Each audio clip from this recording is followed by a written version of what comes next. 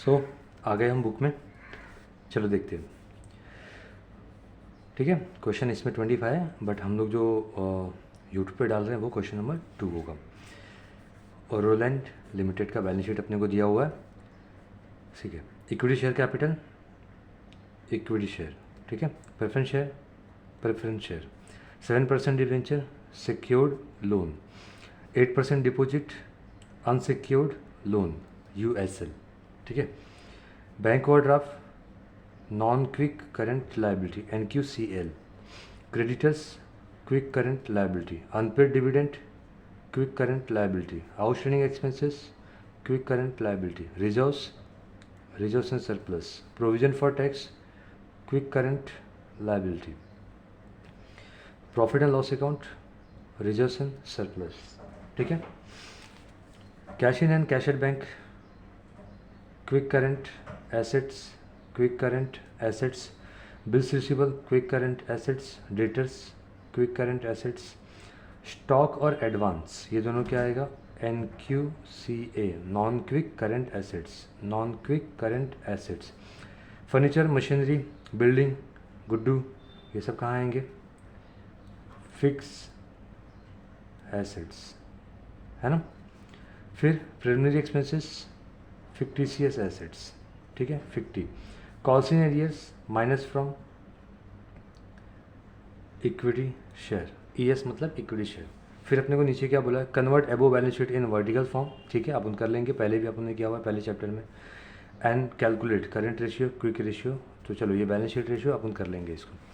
ठीक है, सबसे पहले क्या कर लेते हैं, पोस्टिंग। ये मैंने फॉर्मेट बना दिया है, क्वेश्चन पढ़ने के बाद ही फॉर्मेट बनाने का, मैं क्वेश्चन पहले ही पढ़ चुका हूँ और फॉर्मेट भी बना चुका हूँ। ठीक है, ओके, क्वेश्चन पढ़ने से अपने को पता चलेगा ना कौन सी हेडिंग में अपने को कितनी जगह छोड़नी है। ठीक है, चलो सबसे पहले इक्विटी शेयर कैपिटल 1 लाख, तो यहाँ पे ये रहा इक्विटी शेयर होल्डर्स फंड में आएगा इक्विटी शेयर कैपिटल 1 लाख, यहाँ लिख लेते हैं। ठीक है, फिर अगला आइटम है 6% प्रेफरेंस शेयर कैपिटल 1 लाख, तो ये रहा प्रेफरेंस शेयर कैपिटल 6%। अपन ने नाम इसको डी दिया है। ठीक है, पहले क्या होता था, ए बी और सी होता था। ए में हम लोग शेयर कैपिटल लिखते थे और शेयर कैपिटल में इक्विटी शेयर और प्रेफरेंस शेयर आता था। ठीक है, बट क्योंकि अपने को रेशियो पर्पज़ के लिए इक्विटी शेयर होल्डर्स फंड भी निकालना पड़ता है ना, ये रहा इक्विटी शेयर होल्डर्स फंड, तो इसके लिए हम लोग क्या करते हैं, equity share capital, reserves and surplus minus fictitious assets यानी प्रिलिमिनरी एक्सपेंसेस को एडलेस करेंगे तो अपने को मिलता है इक्विटी शेयर होल्डर्स फंड, बाद में 6% प्रेफरेंस शेयर। तो इसके पहले वाले सम में भी मैंने बताया हुआ है, फिर से बता रहा हूँ ताकि आप लोग को याद हो जाए। ठीक है, चलो तो 7% डिवेंचर, ये कितना है, 1 लाख है, 6% प्रेफरेंस शेयर कैपिटल 1 लाख, यहाँ पे लिख लेते हैं। उसके बाद 7% डिवेंचर 40,000, तो ये सिक्योर लोन में आएगा, 7% डिवेंचर 40,000। फिर 8% पब्लिक डिपॉजिट 20,000, तो अनसिक्योर लोन में ही आता है, याद रखो। अनसिक्योर लोन में दो ही चीज़ आती है, पब्लिक डिपॉजिट और डायरेक्टर्स लोन। ठीक है, तो कितना परसेंट था, 8%, 8% पब्लिक डिपॉजिट। ठीक है, ये है 20,000। ओके, चलो नेक्स्ट क्या है, bank overdraft, non quick current liability. एक ही आइटम होता है non quick current liability, bank overdraft. तो ये रहा non quick current liability, bank overdraft. कितना अमाउंट है इसका, 40,000। ओके, चलो नेक्स्ट अभी क्या है, बैंक ओवरड्राफ्ट क्या, क्रेडिटर्स 60,000, तो ये क्विक करंट लायबिलिटी में आएगा। Creditors 60,000, unpaid dividend 10,000,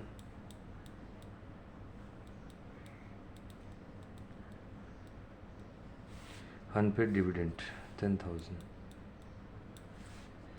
outstanding expenses 7,000, outstanding expenses 7,000, reserves 1.5 lakh रुपये, तो ये आएगा रिजर्व्स एंड सरप्लस में।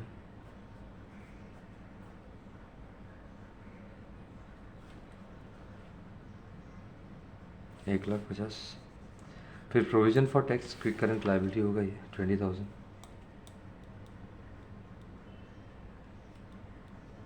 Provision for tax 20,000। फिर profit and loss account 20,000। Profit and loss account reservation surplus में आता है, कितना है ये 20,000। ठीक है, ओके। तो हमने लाइबिलिटी साइड का पूरा पोस्टिंग कर दिया। अब हम कहाँ जा रहे हैं? एसेट्स में। Cash in hand, cash at bank कहाँ आएगा? क्विक करंट एसेट्स में।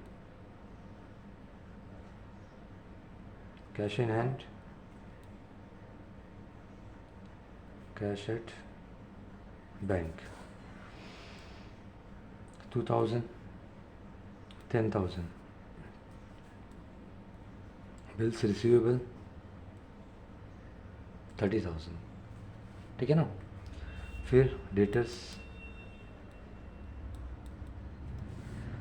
है 70,000। ठीक है। फिर स्टॉक किस में आएगा? नॉन क्विक करंट एसेट्स में। स्टॉक है 40,000। एडवांस प्रीपेड सब नॉन क्विक में आता है 20,000। ठीक है। Furniture, machinery, land and building, goodwill, चारों भी क्या है? फिक्स एसेट्स हैं। ये रहा। सबसे पहला क्या था? फर्नीचर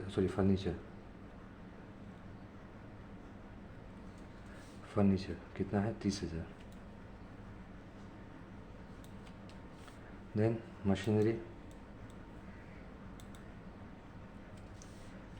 है 1,00,000। Land and building 2,20,000। आप लोग फुल फॉर्म यूज़ करना इसका। देन वैसे गुडविल को देखो, ये सब क्या है? टेंजिबल फिक्स एसेट्स है, और गुडविल क्या है? इनटेंजिबल फिक्स एसेट्स है। अलग अलग दिखाना चाहिए, बट डेप्रिसिएशन नहीं है तो हम लोग डायरेक्ट ऐड करके भी दिखा सकते हैं, कोई प्रॉब्लम नहीं है इसमें। गुडविल 30,000। प्रोविजन फॉर डेप्रिसिएशन होता है ना, तो अपन को अलग से दिखाना पड़ता है। Preliminary expenses 10,000। तो ये रहा। यहाँ पे एक्चुअली मुझे फिक्टिशियस एसेट्स लिखना चाहिए था, चलेगा, ठीक है, कोई प्रॉब्लम नहीं। कितना है? 10,000। तो इसको हम ब्रैकेट में रखेंगे। ठीक है। उसके बाद ये हो गया। फिर calls in arrears in equity shares. तो ये इक्विटी शेयर कैपिटल है, इसमें से हम लोग क्या माइनस करेंगे? Calls in arrears 5,000। ठीक है। तो पूरा जितना भी अपने को आइटम दिया था सब हमने क्या किया? बैलेंस शीट में डाल दिया है। अब अपने को क्या करना है? टैली करना है। ठीक है। तो चलो, 1,00,000 में से 5,000 गया तो 95,000। रिजर्व्स अपने पास कितना? 1,50,000 और 20, 1,70,000। माइनस कितना करने का अपने को इसके अंदर से? 10,000। ठीक है। तो क्या मिलेगा? इक्विटी शेयर होल्डर्स फंड इतना, ये इसको अपन एडजस्ट करेंगे तो। ठीक है। तो चलो निकाल लेते हैं। इक्विटी शेयर होल्डर्स फंड 95 और 170, 260, 265, 255। तो 2,55,000 क्या मिला अपने को? Equity share holders fund. और ये क्या है? Preference share capital 1,00,000। तो इन दोनों को जब ऐड करेंगे तो क्या मिलेगा अपने को? नेट वर्थ, है ना। तो नेट वर्थ यहाँ पे आएगा 3,00,000, 1,00,000 है ना, हाँ, 3,55,000। ठीक है, 3,55,000 हो गया ये। अब इसके बाद ये हो गया नेटवर्थ। फिर बोरोड फंड। नेटवर्थ यानी क्या? शेयर होल्डर्स फंड, है ना। देखो, सोर्सेज ऑफ फंड में दो चीज़ें चाहिए ना अपने को, ए और बी। ए क्या? Share holders fund. बी क्या? Borrowed fund. तो हमने क्या बाहर निकाला है? ए निकाला है, सोर्सेज ऑफ फंड, इसको ए बोलते हैं। ठीक है। अभी सिक्योर लोन टोटल कितना है? 40,000। अनसिक्योर लोन टोटल कितना है? 20,000। तो टोटल बोरोड फंड कितना होएगा? 60,000। ठीक है। अब ये क्या हो गया आपका? बी हो गया, ये बड़ा वाला। ठीक है, कैपिटल लेटर। फिर इसके बाद ए और बी को ऐड करेंगे तो we will get total fund employed. तो 3,55,000 और 60,000, 4,15,000। ठीक है, ये हो गया। अब फिक्स एसेट्स में आ जाते हैं। फिक्स एसेट्स में जो अपने को देखो, एप्लीकेशन ऑफ फंड में टोटल 3 चीज़ें होती हैं। जैसे सोर्सेज ऑफ फंड में 2 चीज़ें होती हैं, ए और बी, वैसे ही एप्लीकेशन ऑफ फंड में क्या होता है? ए बी यानी लॉन्ग टर्म इन्वेस्टमेंट और सी यानी वर्किंग कैपिटल। इन तीनों का टोटल करेंगे अपन तो टोटल फंड अप्लाइड आएगा। ठीक है, तो चलो इसका ऐड कर लेते हैं। एक और दो, 3 लाख, 3,50,000 और 80, 3,80,000। ठीक है, इसको बाहर ले लेते हैं। 3,80,000 ये अपने को क्या मिला, ए मिला। ठीक है, बी अपने को क्या दिया हुआ है, नील बटे सट्टा, सॉरी क्या नील, नील यानी कुछ नहीं। फिर वर्किंग कैपिटल का टोटल कर लेते हैं हम लोग। ये किसका टोटल पहले करेंगे, क्विक करंट एसेट्स का। 70 और 30, 1,10,000, 1,12,000, 1,12,000। फिर नॉन क्विक का कितना टोटल है, 60,000। ठीक है ना। अब क्विक का टोटल यानी ये पहले का टोटल है और ये सेकंड का टोटल है। ठीक है, तो क्विक और नॉन क्विक ऐड करेंगे तो अपने को क्या मिलेगा, टोटल करंट एसेट्स। तो 1,12,000 और 60 कितना होगा, 1,72,000। तो ये क्या मिला अपने को, टोटल करंट एसेट्स। वैसे ही करंट लायबिलिटी में अपन ये जो ऐड करने जा रहे हैं ये क्या है, क्विक करंट लायबिलिटी। 60, 10, 70, 70 और 20, 70, 20 कितना होता है, 90, 90 और 7, 97,000। ठीक है, ये 40 जो है ये टोटल है अपना किसका, क्विक करंट लायबिलिटी का। इन दोनों को ऐड करेंगे। ठीक है, तो क्या मिलेगा अपने को, टोटल करंट लायबिलिटी। तो 9 और 4, 13, 1,37,000, 1,37,000।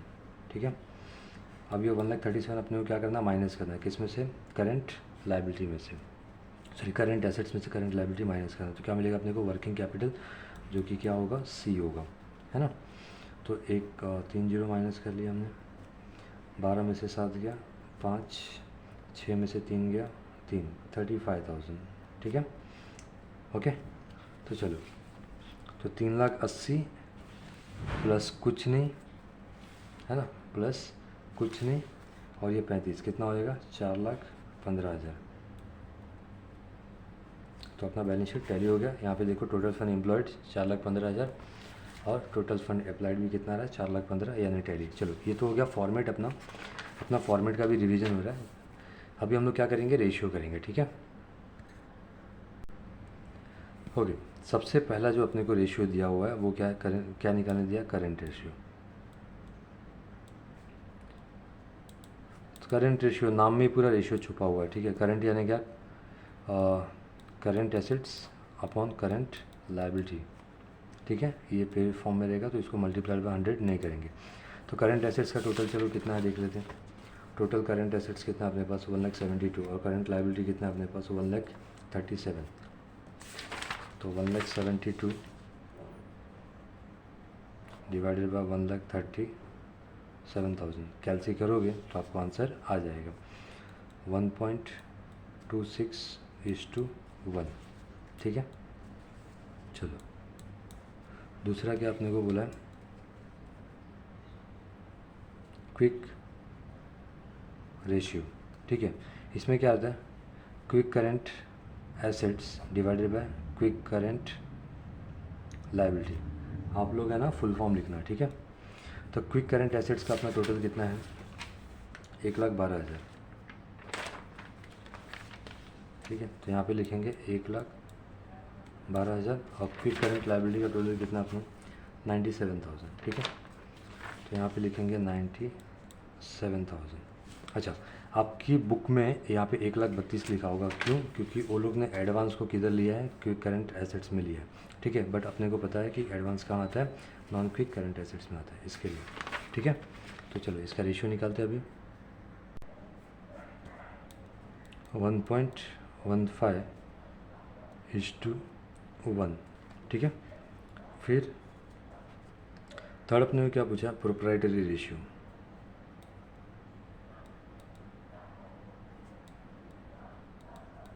तो इसका फॉर्मूला क्या है,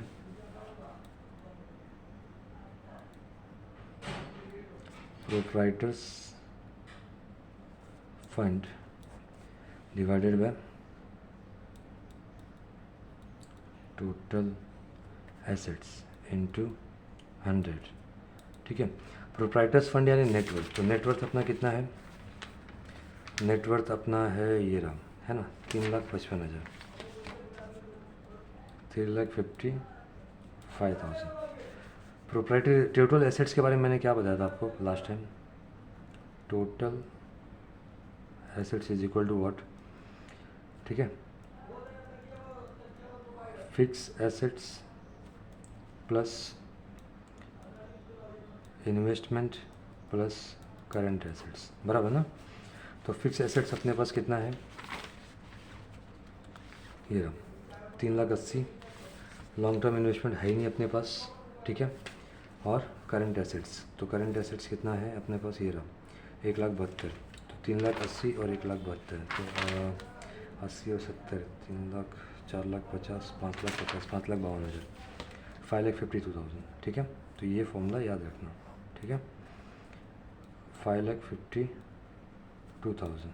अब इसको डिवाइड करेंगे 5,52,000 को, तो ये आएगा इंटू 100 करेंगे पहले, तो आएगा 64.31%, ठीक है।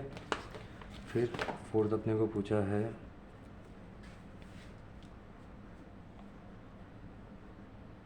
कैपिटल